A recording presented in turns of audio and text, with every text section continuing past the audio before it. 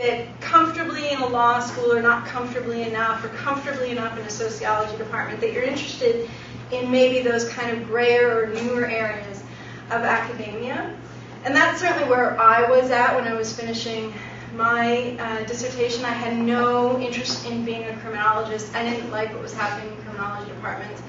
And I couldn't see myself there, so, you know, at that time, the only thing that felt like it would be a fit for me was law and society, and this was, you know, 7, 8 years ago, so there were only 2 real law and society programs in the country at that point, York and Carleton, both of whom had job postings. So it was like, you know, you might as well jump off this and see what happens.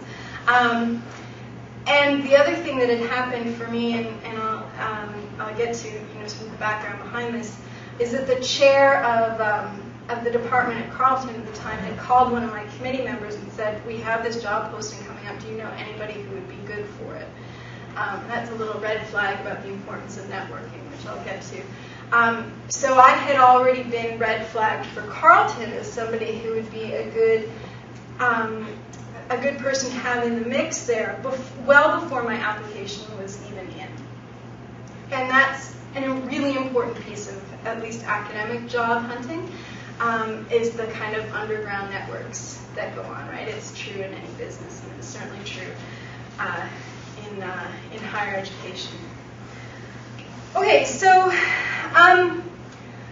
you know, regardless of what stage you're at, you know, whether you're just about to finish, or, you know, you've just defended, or you've been doing some contract work for a while and you're trying to break into the job market, you see your dream job ad. And you think, oh, God, this is where I want to be. This is the department I want. These are the colleagues I want. This is everything that I want to do. So what do you do after you see your dream job? And I should say, stop me and interrupt me at any time. I'm talking quickly because I feel like there's a lot of information to get out, but I don't want to just be talking at you. So if you have questions or there's things that you just want to throw in, please go ahead. Okay, so you see your dream job. What do you need to do to respond to that? What's the first thing that you need to do? What do you think? Freak out for a while. Freak out for a while. All your friends will think, oh my God, it's going to be so awesome. I can't believe it. Yeah, so some good positive visualization. That's all good. Then what? What do you think you need to do next? Talk to your supervisor. Talk to your supervisor. If I went here, would you support me? Would you write me a letter? Do you think it's time? Yes, because your supervisor's support is really, really, really important. Anything else that people would do? Contact the department. Contact the department is really important, especially people you know in the department. It's really worthwhile for you to do as much reconnaissance as you can after you see that job ad. You can't just reply cold. So the more you can, you know, I mean, the website is the obvious place to start for me.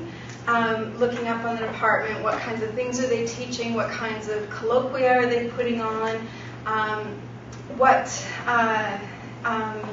what kinds of initiatives do they have underway?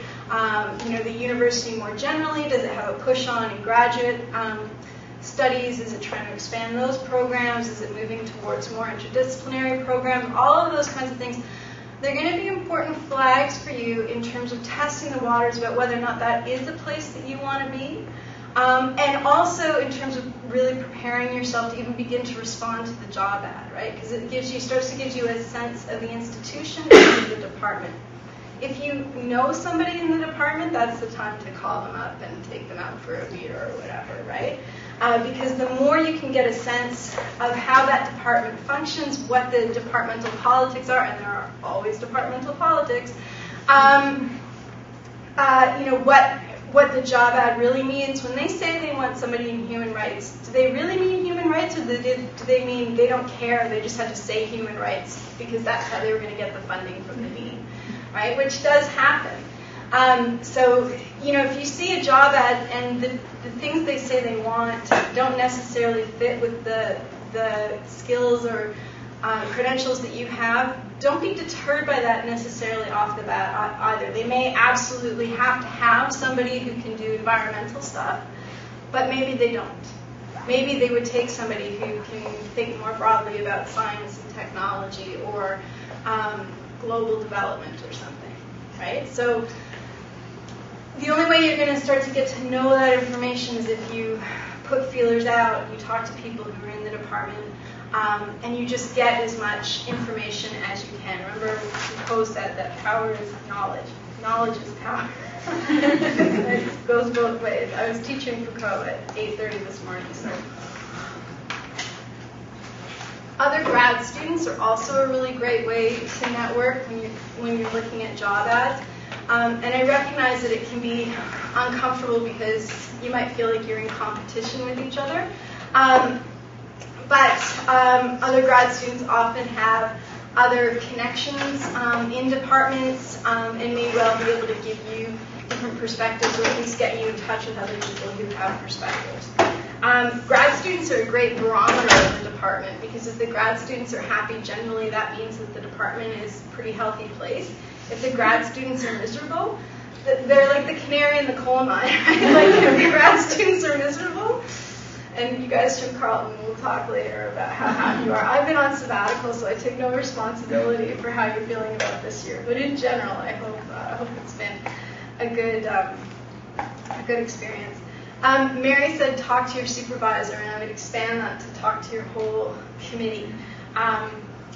It's important to know that your committee would support you on going forward with this job application. It doesn't look very good to a hiring committee to get a letter from a supervisor that says, you know, Mary's pretty smart, but we're not sure that she's going to finish in any timely manner. So you can hire her if you want, but you'd be taking a big risk, and we're not really going to put our money behind that one. It doesn't look good on a job application. So make sure that you have really wholehearted support from your committee going forward. And also see if your committee has connections to the department you're interested in, right? And see if they can, obviously not, set up these kind of false, awkward conversations like blind dates or something, but at least if they can, give you any insight. And like I said, that was how I got it into Carleton before I knew who anyone at Carleton was, right? Was through a committee member who had talked to the chair of the department. Okay, so you've got the job ad, you've done some research on the department. Now, almost every job ad is going to ask you for three things. They'll ask you for a CV. They'll ask you for four things. If it's an academic research job anyway, they'll ask you for a CV. They'll ask you for a teaching statement. They'll ask you for a research statement. And they'll ask you for a writing sample. In order of importance from the point of view of a hiring committee, the CV is on top because they want to see that you're an active and engaged scholar. Second to that is your writing sample, because they want to see actually what kind of scholarship you do and what you're capable of.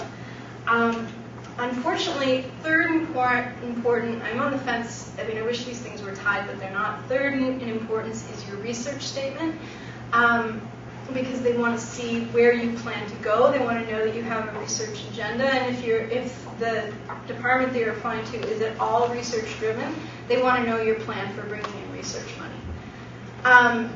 And fourth is your teaching statement. Now, that statement will become more important if you're applying for a teaching-only position. But if you're applying for a tenure-track academic position, unfortunately, teaching, even though universities like to say they really care about teaching, most universities, teaching is like, second to administration in terms of the least important things people do. It's not at all a reflection of the hierarchy of the importance of the work that gets done at university. We can have another conversation about why that is. For your CV, the format matters. It should be in some sort of generic format. Actually, I think I brought my CV that I submitted to Carleton. I can just pass it around and show you. It's not very interesting. Can you pass it around, please? But, a format like this one, or the Ontario College of Graduate Schools has a standardized CV format, which is fine. Some law schools ask for different ones. Whichever